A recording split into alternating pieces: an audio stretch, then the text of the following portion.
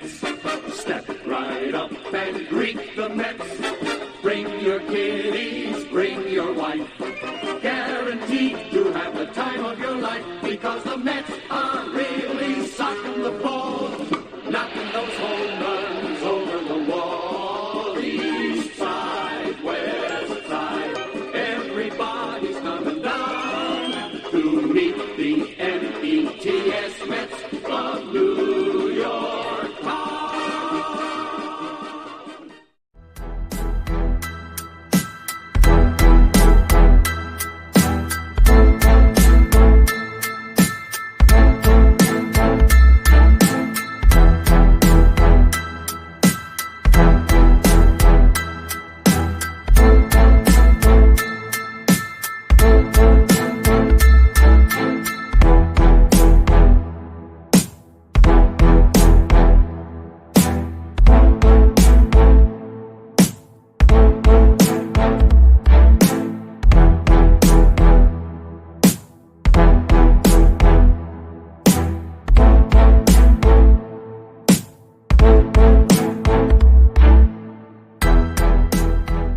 You are now watching the amazing Mets Pregame Show with your hosts, Rob and CP.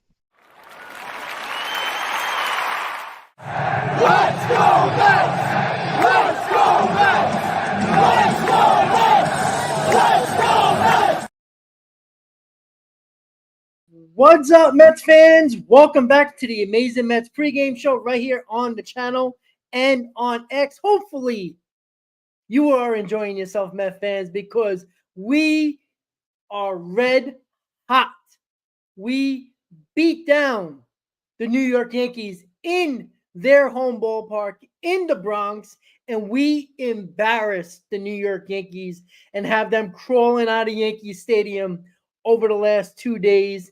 And all you heard on Sports Talk Radio in New York was cry baby Yankee fans who want to fire Boone, fire Cashman, trade this guy, trade that guy, talking about leadership and bad chemistry and all that fun stuff that is not going down with the New York Yankees. But in Queens, the New York Mets got grimace. They got, oh my God, they got the momentum going into the series against the Atlanta Braves. What a beautiful situation the Mets put themselves in. And let's make no mistake about it, Mets fans. They fought back from the dead to get back to this point where we had to be going a few days, 6 days before the trade deadline. They have an opportunity, Mets fans, and I know everybody knows this, but I want to say it because it sounds good. They are a game and a half out of the number one wildcard spot, and the Atlanta Braves are the ones in that spot. And how ironic, the New York Mets are playing the Atlanta Braves for 4 games at Citi Field. The world, the planets are aligning perfectly for the New York Mets, playing their best baseball of the season. 2 months of excellent baseball. And they got an opportunity in these 4 games with a Braves team that haven't been playing well, that has come back to the pack, and have a tremendous amount of injuries. Now, they still got some decent starting pitching that we're going to be going up against, and we'll get to that in a second. But the Mets could not have more momentum coming into this series. They're going to have the home crowd behind them. It's going to be packed house every game against the Atlanta Braves. Fans are believing in this team, right? It took a while, but you start to feel it. You feel it. I felt it during the Yankee series. Mets fans showed up big time at Yankee Stadium, and that was huge, huge, huge, huge. And I just think they're just going into this series with no pressure on them. I think this is the first time I can actually say the Mets are probably going in with no pressure. Now, it could change if you don't play well against the Braves in tonight's game. Maybe the pressure will go back on them. But I think the pressure's on the Braves. right? The Braves are holding on for dear life for that first wild card spot. The Mets got as close as almost anybody has. Over 100 games, right? Today's game 102. So the team that in 2022 was chasing the Mets, the Braves ran away last year. This year, it felt like they were running away with the wild card, and now the Mets are coming after them. The Braves are looking in the rearview mirror, right? How many times have the Braves been red hot right on the tail of the New York Mets? It hasn't been reversed, where the Mets are red hot and the Braves are kind of struggling, holding on for dear life. Now it's our turn, where the Braves have the back against the wall and the Mets can have some target practice on the Atlanta Braves. It's about time the Mets, who dominated the Subway Series this year, where a lot of people believed going into this Yankee series or 2-game series in the Bronx that the world would have been righted, so to speak, where the Yankees will find their way, the Mets will be the LOL Mets, the Mets will be just the Mets. But a whole new shift has changed because the Mets haven't swept the series against the Yankees in 2013. But if you go back to 2013, the Mets were terrible. So it was nice for a day or two, but after we got past the whole, haha, we beat the Yankees, we knew the Mets weren't going anywhere in 2013. This is different. They manhandled a Yankees team that was trying to find their footing back over the last 30 games, where they've been one of the worst teams in baseball. And the Mets showed who is the better team, because the Mets are the better team. Record be damned, okay? Records can be flawed when it comes to, seeing how a team actually is. And we see the Yankees firsthand as Met fans, seeing them every day. They're a team that has two good hitters, excellent hitters. Let me not even do that. Two excellent hitters and a bunch of some has-beens and not very good batters. It's a bad lineup, and you've seen that. How many times you had to walk Judge? How many times you pitched to Soto, but pitched carefully, and if they didn't do damage, you had no problem with anybody else at the plate. Torres had a couple of home runs, but he didn't do anything with runners on. It was mostly solo. It was solo home runs, and the Mets did excellent of not making the Yankees get those multi-hit home runs, the 2-run homers, the 3-run homers. That was key, because look at the Yankees overall when they score runs. They score runs by hitting a ton of home runs in ball games. When they win, they blow out teams. They don't win close games. And yesterday was kind of a close game until the Mets said, all right, let's stop playing with these fools. Let's finish them. So going into this Yankee series, I think there were some question marks because Cole has pitched well the previous 2 games before yesterday. I mean, he looked like Cy Young Garrett Cole. And then yesterday, the Mets made him look like a number 5 starter. Look how frustrated Garrett Cole was. He was supposed to be their stopper. He pitched worse than Luis Gil. The New York Mets dominated the Yankees from beginning to end in each Subway Series matchup this year. And me and Chris talked about this prior to the Subway Series and on Tuesday during the pregame. It's not about beating the Yankees that would be fun to win, right? Obviously, that's great to beat the Yankees. It's always fun to back and forth. But we wanted the momentum going into the Braves series. That was the focus. The focus wasn't just beating the Yankees because it's the Yankees to shut up Yankee fans. It was to have that momentum going into the Braves series. That was the idea. That was the key of going into this series and gain a few more games on the Atlanta Braves, because prior to the Yankee series, they were 4 games back. Now they're a game and a half back. So the Mets did their job, right? We would have been fine with a split of the Yankee series. We swept them. Great. Now while the focus is on the Mets and the Braves, because this can make a huge difference. One, at the deadline, Stearns will be a buyer, but maybe he'll be, the middle of the road buyer. But what if the Mets take 3 out of 4, or dare I say, sweep the Braves and end up a game and a half in the first wild card? Don't you think you would have to go a little bit further and get the players that we probably thought they wouldn't try to get, like bigger name relievers, maybe another bench piece for a bat? It's a real possibility. And I do think that the New York Mets have an opportunity to not only change David Stearns' mind more,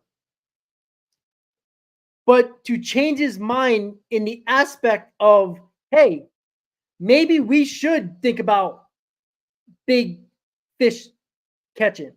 Maybe go after the Tanner Scotts, the Estevez. Big names in the bullpen. It's a possibility. And I wonder if Stearns is still kind of back and forth on that, but the Mets can really change his mind and just give him no choice but to get the big boys. And we'll see, right? 6 days away. A lot can happen in 6 days, right? We got 4 with the Braves, and then we got the Twin Series. So a lot can happen. But right now, I'm very confident in this team that they're going to find a way to win. They play close games, and they've been winning a lot of those close games. And when they're not close games, they're usually beating up on teams. Now let's get to the comments and to say what up to everybody today.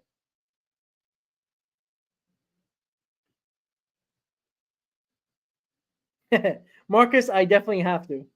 So let's see what up everybody in this comment. I know CP was here earlier. Luz, we got Stanley, Brad, D. We got Junior, of course. We have Daniel. We have Ken, Rudy, Patrick. Who else we got here? I know I've seen others. Frank. I think I said Sanders already. Mike. We also have, I know I saw somebody, Marcus.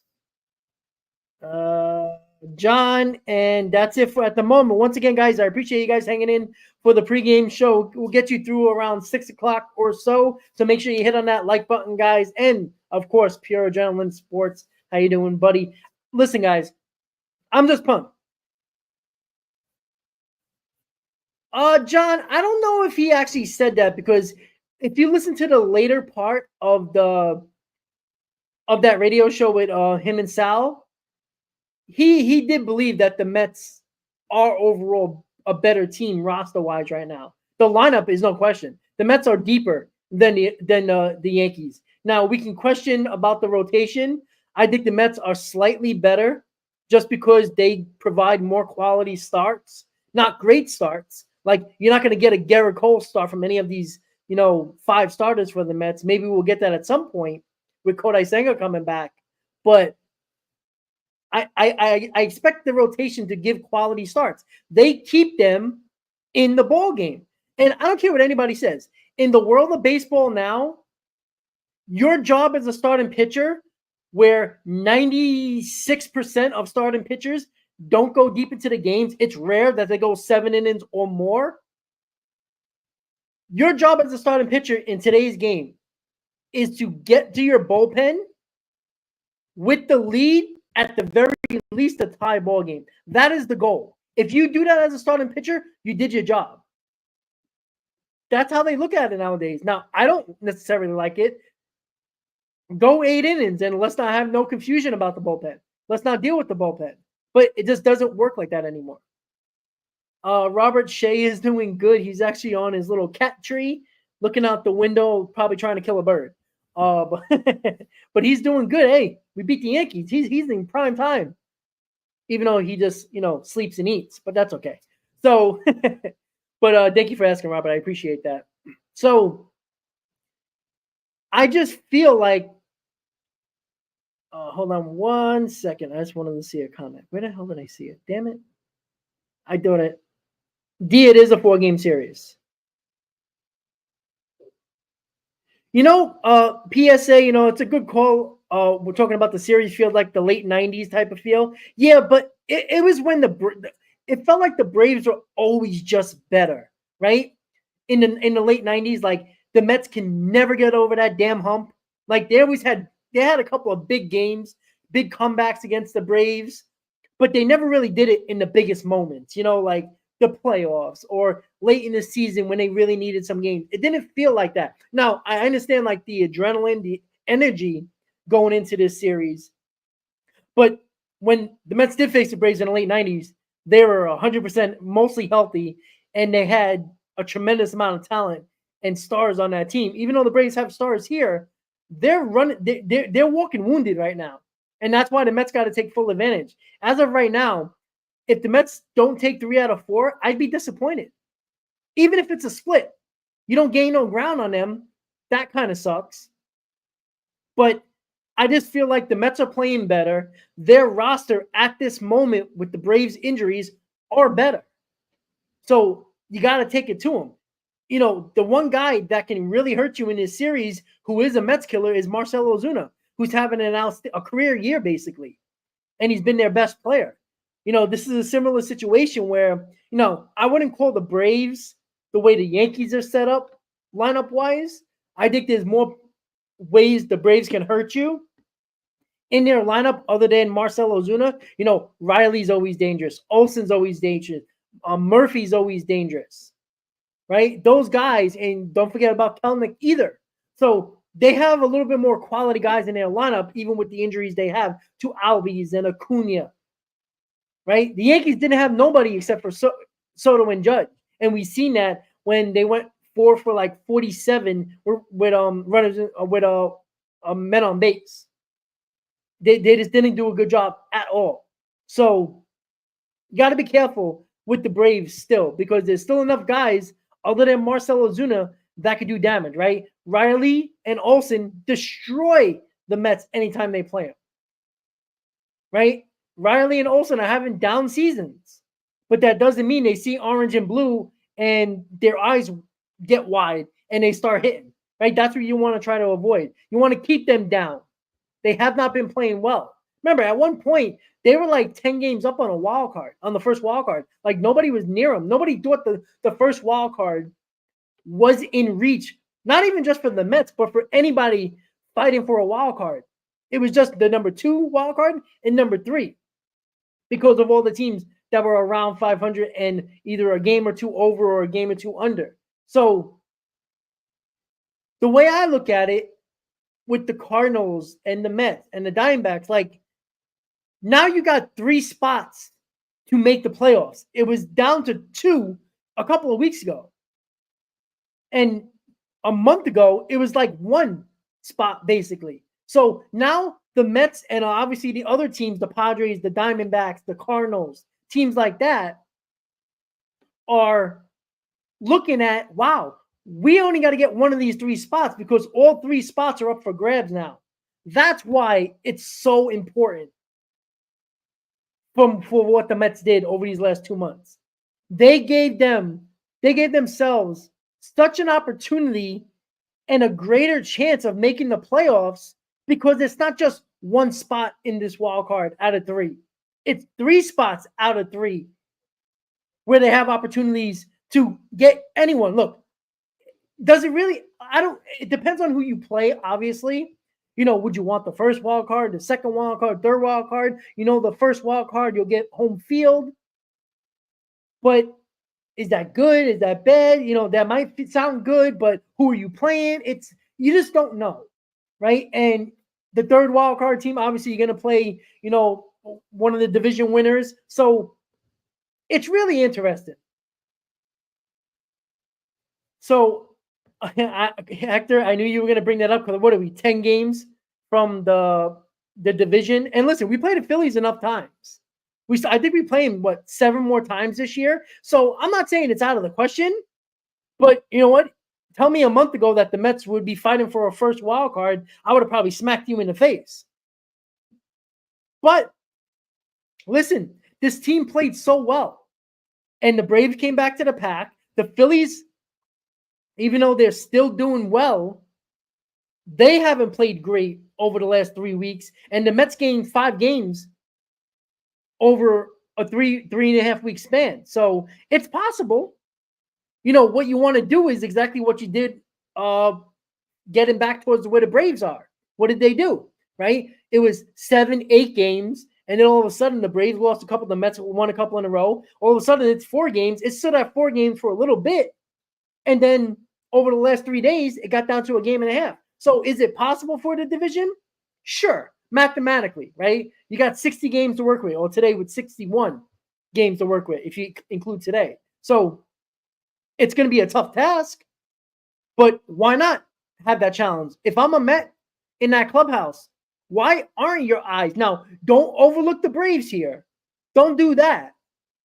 But I understand your mindset, right? If you're a player in that clubhouse, your mind should be great. Let's kick the Atlanta Braves ass. Let's take over that first wild card and have the sights set on the Philadelphia Phillies. Now, it's a tough task. You need the Phillies to lose a ton of games, and the Mets need to lose a ton of games. But just think of this, guys. Just think of the reality that we're in. The Mets are 5 games over 500, 53-48.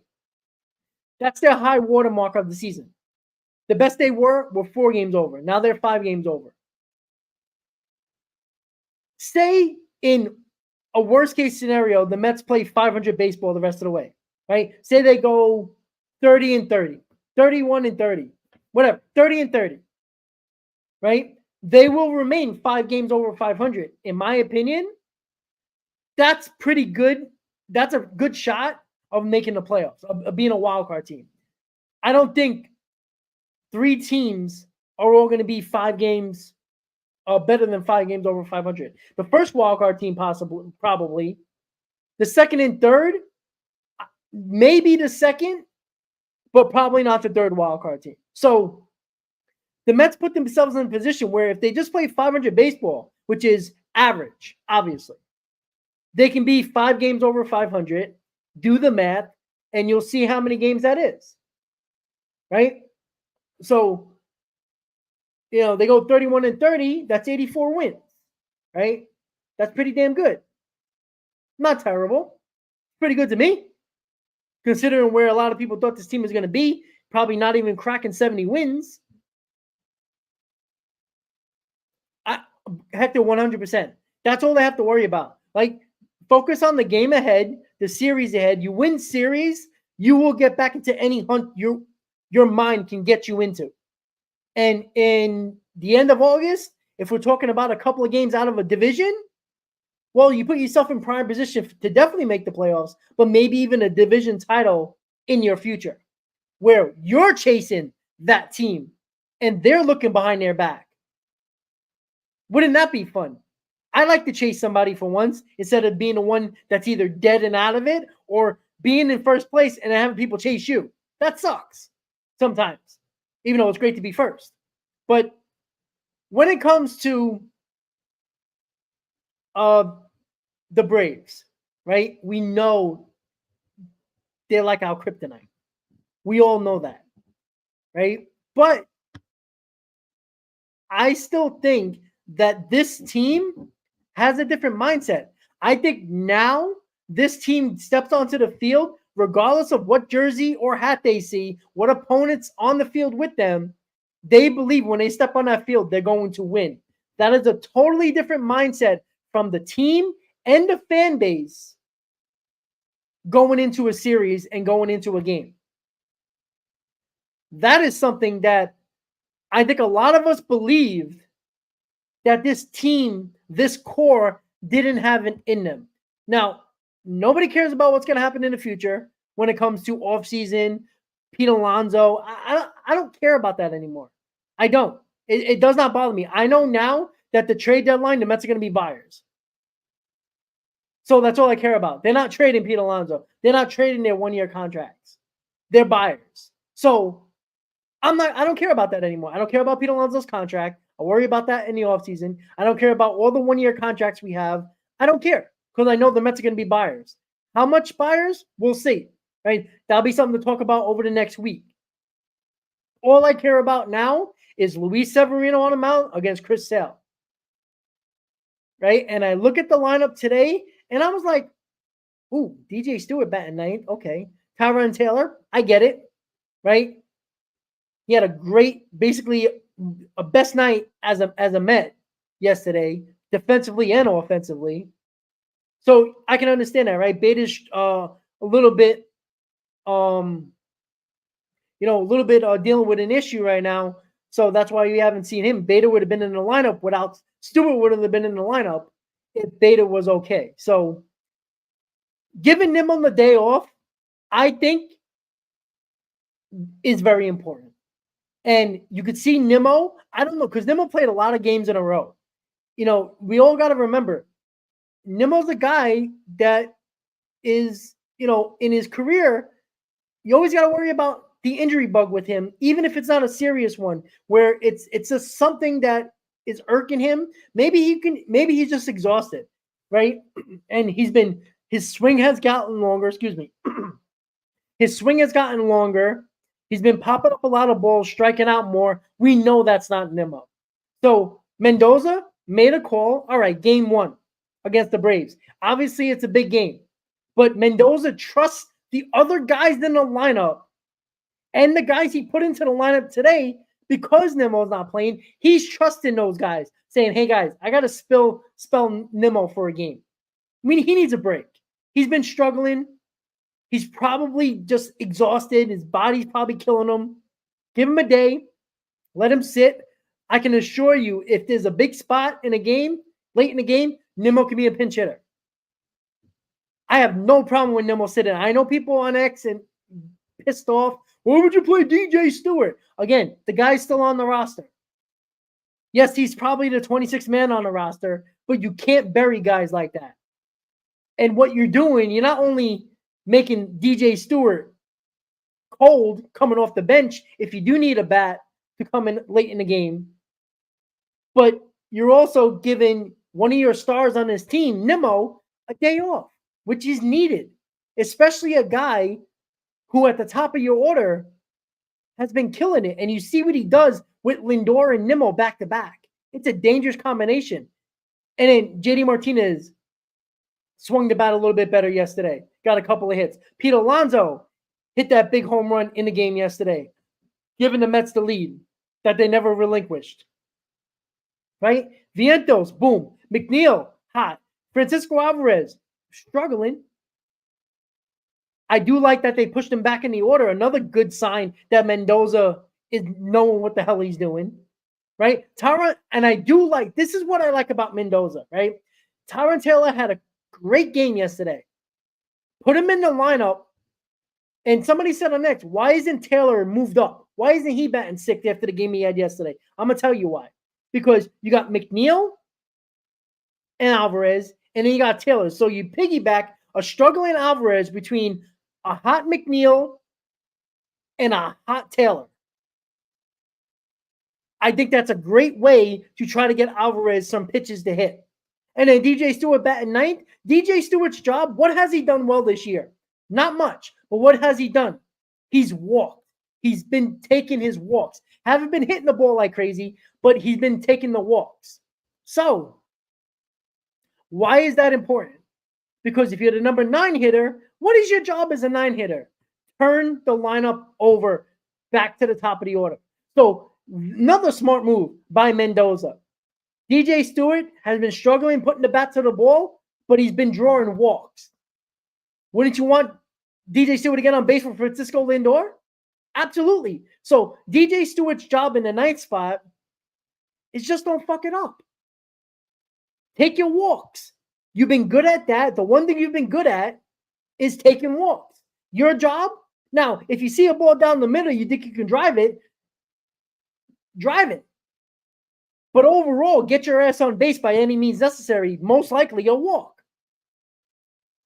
And, the little things that people pick at with Mendoza, right? Oh, why did he throw Ottavino here? Why did he do this? Why did he do that? Well, Mendoza did such a good job because people were so concerned about the middle innings where the Mets had a couple of run lead. Oh, how can he bring this guy? How can he bring that guy in? How can he bring the young guy? How can he bring the Ottavinos in? Right? It worked out, so he's going to get credit. But even if it didn't work out, He's doing this because he needs to trust more guys.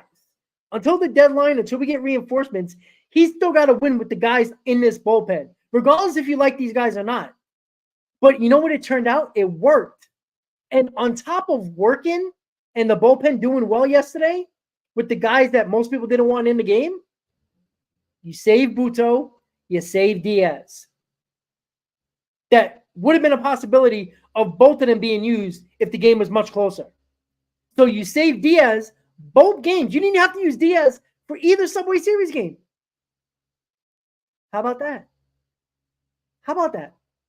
Now you got Diaz for at least 2 games in a row, if need be, in the Atlanta series. And you got Buto. And you got Nunez today. So not only did Mendoza plan with the lack of bullpen arms that were available yesterday, he used guys that who known has struggled, like Diekman in the ninth in Tuesday, right? You got to trust these guys. Diekman's going to be here, guys. Make no mistake about it. He's going to be here. He's a veteran guy. I know people can't stand him, but he's a veteran who lost his way. We understand that. But you always got to give a chance to that veteran, especially a guy like Diekman who's still throwing 95 plus, who's still got a nasty break and stuff, and still can strike out a guy like Aaron Judge. You don't just DFA guys like that, right? Ottavino, I don't want to see him mostly at all, but he's still on this roster. You still got to use him at certain moments when guys aren't available, right? I could see Ottavino losing some stuff on his fastball, his slider not as sharp. You could see it. I didn't see Diekman stuff wavering. He's just been missing locations. He can't get his fastball over for a strike. That's why he was struggling, why he was walking a ton of people. He pinpoints that fastball, that breaking ball is going to be successful. So, and on top of that, guys, what do we always talk about with players? What do they need? They need confidence in their ability. You don't think Diekman confidence is sky high, striking out Aaron Judge and saving that game for the Mets? That is huge. And that was Mendoza's doing. Because remember what he said in that post game? He was going to save Nunez instead of the 7th. He was going to save him and use Ottavino in that spot or Diekman in that spot to save Nunez for the night. But he says his gut was telling him the big boys were coming up in the 7th. The Mets had a lead. He wanted one of his trusted pitchers, his better pitchers, in that spot with the big part of the lineup. Now, you can't foresee in the 9th inning that the lineup would turn over 6-7 batters to get back to the top of the order and have to face Aaron Judge. But he thought of that, but was still like, no, let me do this, and I got to trust one of my guys. And he decided to trust Diekman in the 9th, knowing that it could have blown up in his face. But he wanted to keep the lead in the 7th with one of his better pitches in Nunez, and he had a gamble on the 8th and the 9th. That's a guy that tells you he's trusting his guys. When he picks you and calls your name, he expects you to do the job. That's a fucking manager. Not no pencil pusher, a guy who has a book and doesn't know his ass from his elbow and looks down and, oh, this guy looks good. Okay, let me put him in. No. Mendoza has been using he's going to be analytical, but he's also going to understand the moments in the game. Understand that I might like this guy a little bit more in this spot. Not because the numbers say so. I just got that feeling. I love a manager like that, who is not just egocentric and just using his gut and think he's smarter than everybody else. You can tell Mendoza when he's not too sure, he'll go to the book and then he'll make his decision. And I like that. And how do you think Mendoza feels right now? Remember, he got passed up when Joe Girardi became manager. He got passed up when Aaron Boone came from the ESPN booth to become the manager. So he got passed up by 2 managers of the Yankees. So Mendoza, who was in the Yankee system for a long time, got passed up by many opportunities in the Yankees organization. Only recently got promoted to bench coach. a couple of years before he became manager of the Mets. And he beat the team that never gave him an opportunity to manage. And oh, by the way, Rob Thompson for the Phillies as well, who's been successful with the Phillies, who was also a Yankee bench coach. Another guy they passed up. So how do you think that goes for the Yankees right now? The Mets looks like they got a really good manager. Hopefully, someone who's here for a really long time. Again, managers always have a shelf life, but you hope that you get 5 to 6 years out of a manager because that means you were successful. Now, it might not mean a World Series, but you don't know the future. But you know you'll be successful. And what's the goal of this team? To be a consistent playoff team. And right now, in game 102, Mendoza's done a hell of a job.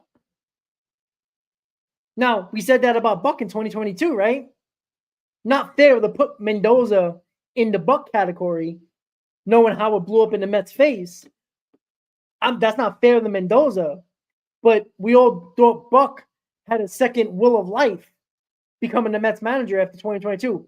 And then it fell apart late in the year, and a debacle in the playoffs led it to the 2023 disaster. So at this moment, the New York Mets have a great opportunity. We know what the opportunity is. They can leave this series against the Braves the number one wildcard spot. But the more important thing is just keep winning. Win series.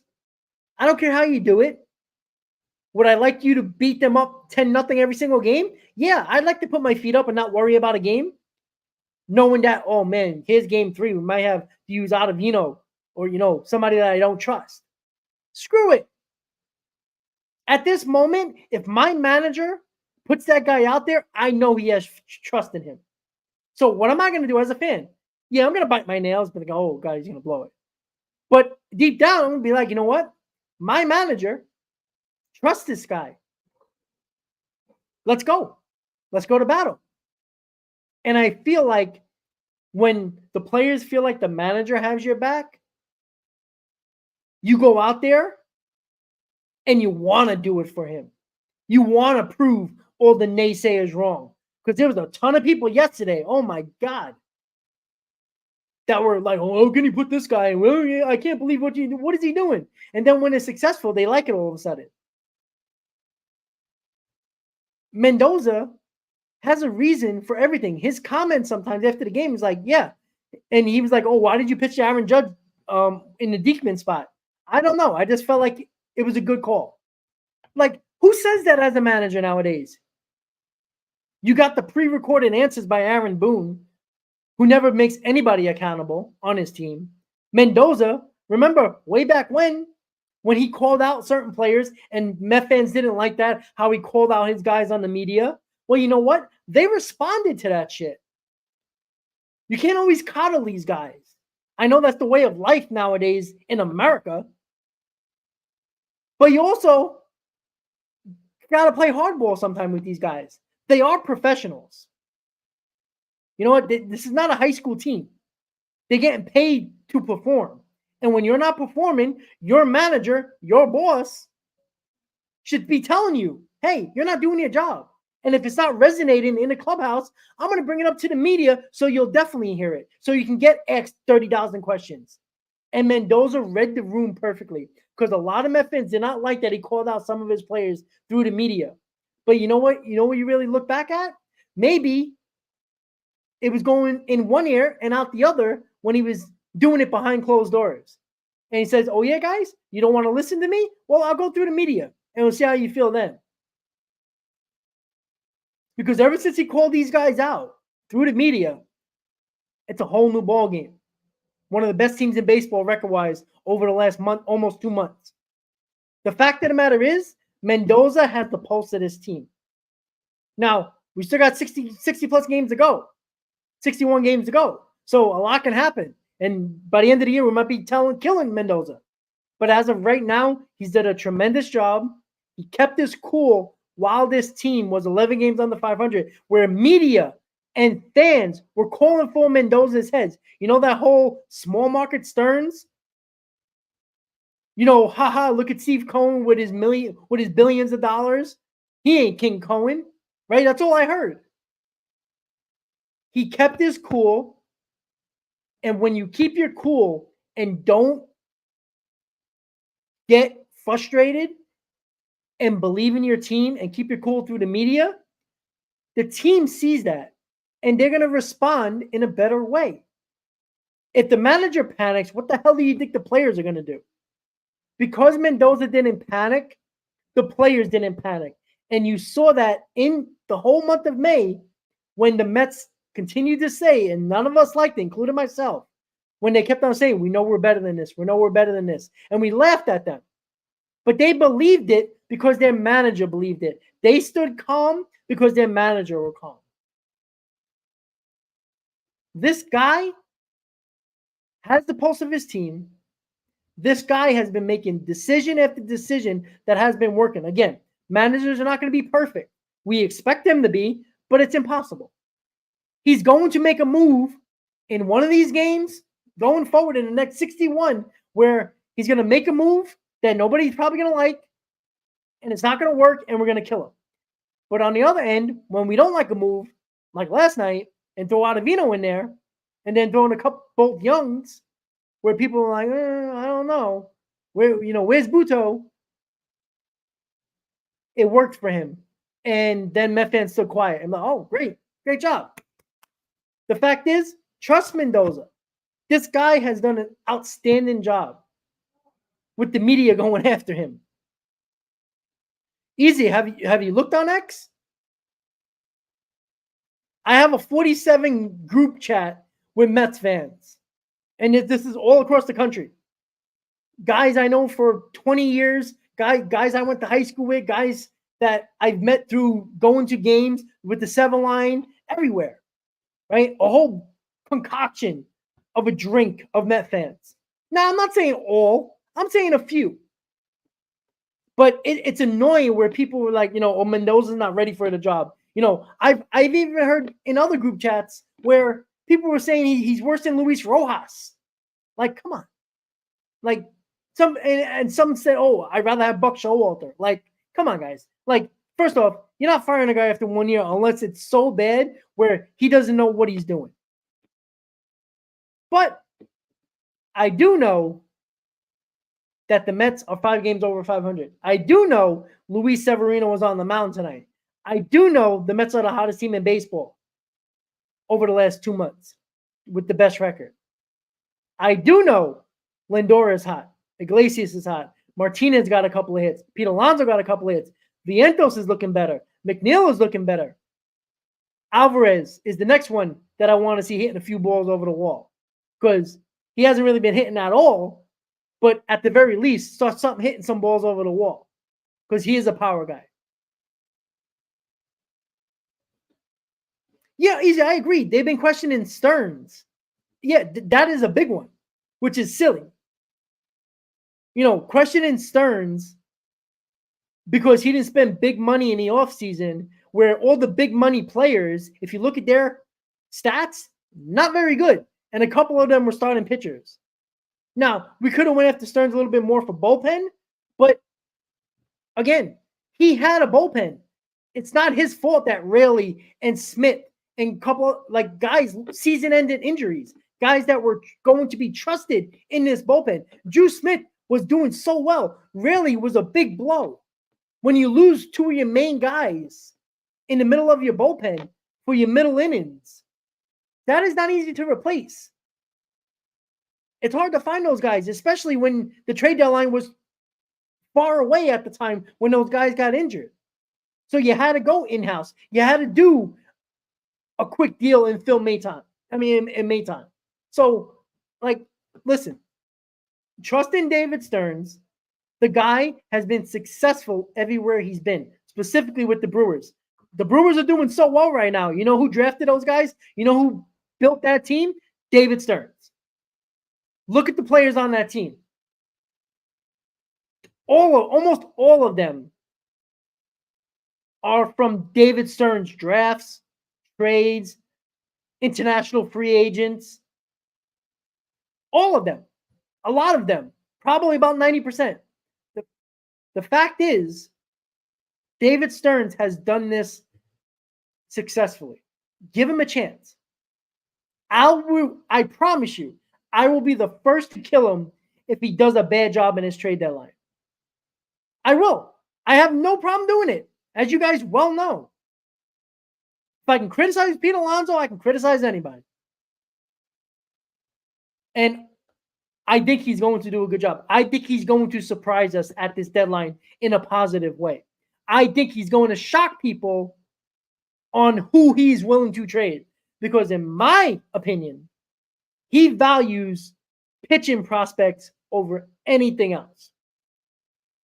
And the last time I checked at our farm system, the Mets have a couple of position player prospects that really have nowhere to play over the next couple of years. Because Vientos looks like a player. Lindor is here for a long time. There's a pretty good chance if McNeil turns it around, he's probably going to stick around. But even if he doesn't, Acuna probably has second base. And first base can be up in the air. If it's not Pete Alonso, I think it's going to be Ryan Clifford. But it's going to be one of them.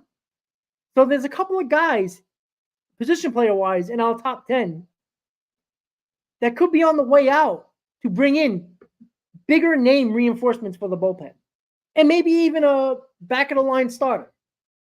Maybe another bench bat, which I think the Mets are hoping that Jackie Bradley Jr. is a possibility, which I don't think he will be since he's been out of the league, but you never know. So there's a I have this gut feeling that there's going to be one big move. You know, if it's going to be a Scott, if it's going to be an Estevez, I think it's going to be a big bullpen arm that can be a 7th, 8th inning guy. A guy that is a closer that you're going to put in that spot that can bridge the Diaz. And when Diaz is not available, you have that guy to be available. I think he's going to make one big bullpen move and then an average bullpen move to solidify the early middle innings, just in case the starter don't go deep and only goes 4 or 5 innings. And maybe with that mediocre arm in the bullpen, he'll get a bench bat.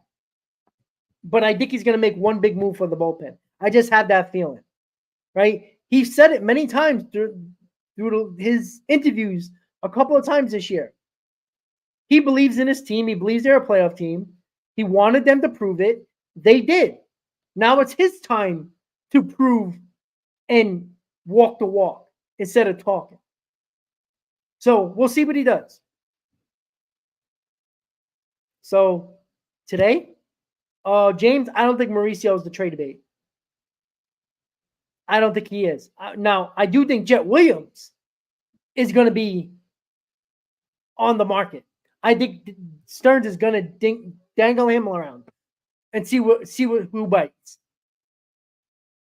And I know people are, oh my God, oh no, Jet Williams.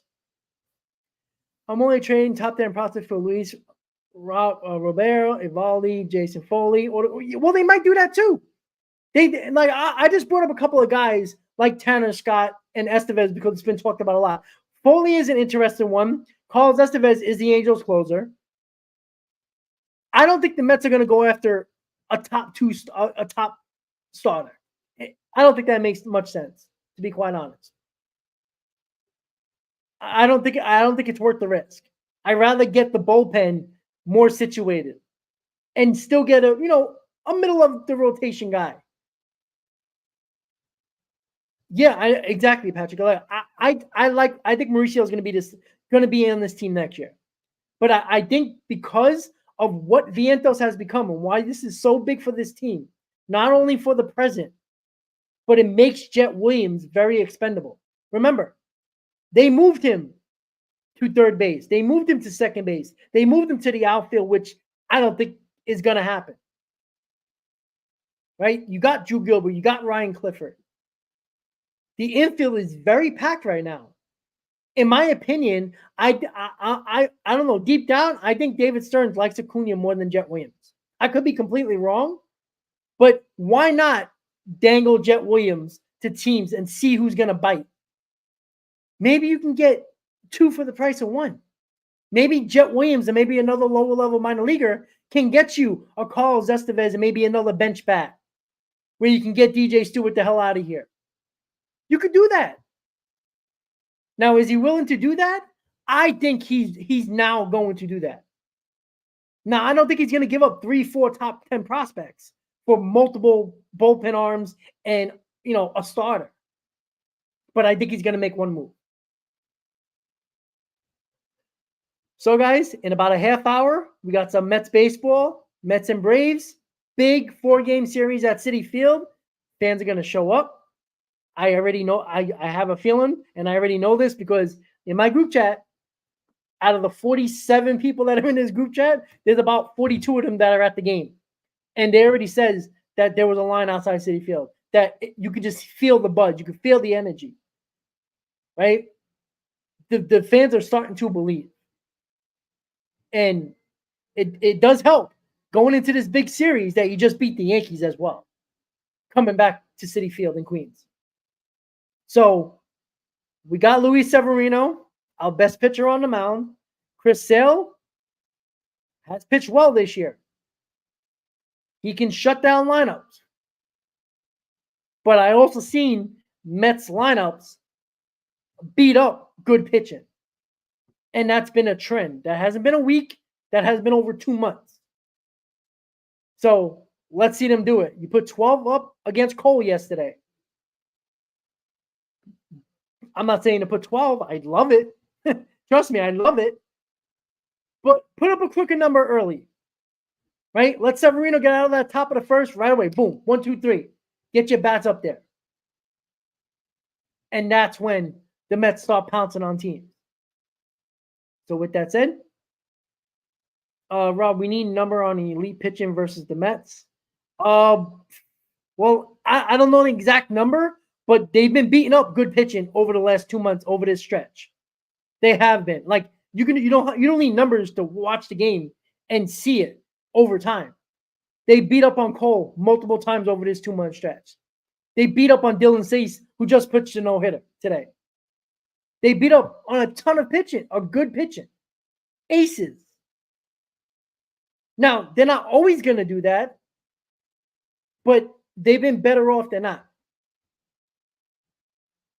So they've done it over this around 45 game, 50 game mark. So nearly half of their games that they played, they have been outstanding. So in my opinion, trust the process. Trust the process. I feel good about today, right? I couldn't wait, right? I listened to WFN all day this morning, overnight at work, hearing Keith McPherson crying like a baby and C-Mac crying like a baby on the overnight, then getting to Boomer and Gio, and then BT and Sal while I was making my way home, and the Yankee fans crying and bitching and moaning like they always do, regardless of what's going on. But because they lost to the Mets, they're on, they're jumping off the 4 train right now, over Billy's right now in the Bronx. So you got the momentum that we all talked about, myself and Chris talked about. It's not about beating the Yankees. That's fun. That's bragging rights. But it was beating the Yankees to get that momentum going into this series. They got the momentum. They are the better team right now. The Braves are injured.